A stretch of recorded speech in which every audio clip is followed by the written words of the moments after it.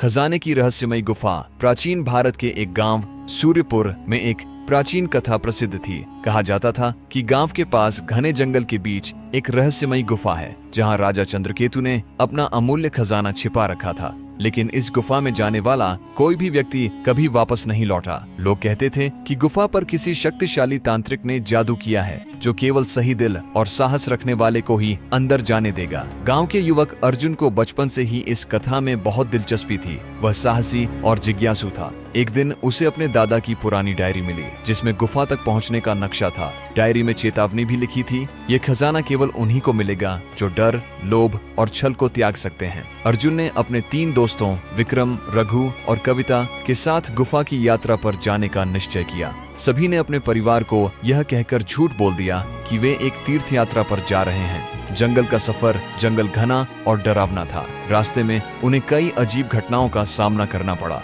कभी हवा में अजीब फुसफुसाहट सुनाई देती तो कभी पेड़ खुद हिलने लगते।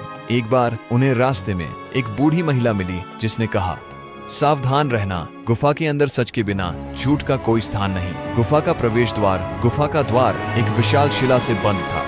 अर्जुन ने अपनी दादा की डायरी से मंत्र पढ़ा और शिला धीरे धीरे खुल गई। अंदर का वातावरण ठंडा और डरावना था। जैसे ही वे अंदर गए, उन्हें पहली चुनौती का सामना करना पड़ा। पहली चुनौती, भ्रमित करने वाला मार्ग। गुफा में सैकड़ों रास्ते थे, लेकिन सही रास्ता चुनना मुश्किल था। अर्जुन ने ध्यान दिया कि एक दीवार पर सूर्य और चंद्रमा का चित्र बना हुआ था। उसने सूर्य के मार्ग को चुना, क्योंकि उसके दादा ने कहा था, सूर्य सत्य का प्रतीक है। दूसरी चुनौती, लोभ का प्रलोभन। दूसरे कक्ष में उन्हें सोने और हीरे से भरा हुआ एक विशाल कमरा मिला। विक्रम और रघु ने सोने के कुछ सिक्के उठाने की कोशिश की, लेकिन जैसे ही उन्होंने सिक्के छुए, दीवारें गिरने लगीं। अर्जुन ने तुरंत उन्हें रोका और कहा, हम यहाँ लोभ के लिए नहीं, खजाने की सच्चाई जानने आए हैं। सिक्के छोड़ते ही सब कुछ शांत हो गया। तीसरी चुनौती, सत्य का परीक्षण। तीसरे कक्ष में एक विशाल आकृति ने उनका रास्ता रोका। वह बोली, यदि तुम सच के मार्ग पर हो तो उत्तर दो।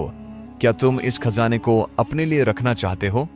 अर्जुन ने कहा, नहीं, मैं केवल इसकी कहानी को जानने और इसे उन लोगों के लिए उपयोग करना चाहता हूं जिनकी जरूरत है। आकृति मुस्कुराई और गायब हो गई। खजाने का रहस्य। अंतिम कक्ष में उन्हें खजाना मिला, लेकिन यह सोने चांदी का खजाना नहीं था। वहां प्राचीन पुस्तकों, औषधियों और ज्ञान के सूत्रों से भरे हुए ताम्रपत्र थे। अर्जुन समझ गया कि यह खजाना भारत के लिए अमूल्य है। गांव लौटने पर अर्जुन ने उस ज्ञान को सबके साथ साझा किया, जिससे गांव में समृद्धि आ गई। लोगों को समझ आया कि असली खजाना सोना चांदी नहीं, बल्कि ज्ञान, सत्य और सेवा है। यह कहानी अर्जुन की वीरता और सच्चाई की मिसाल बन गई।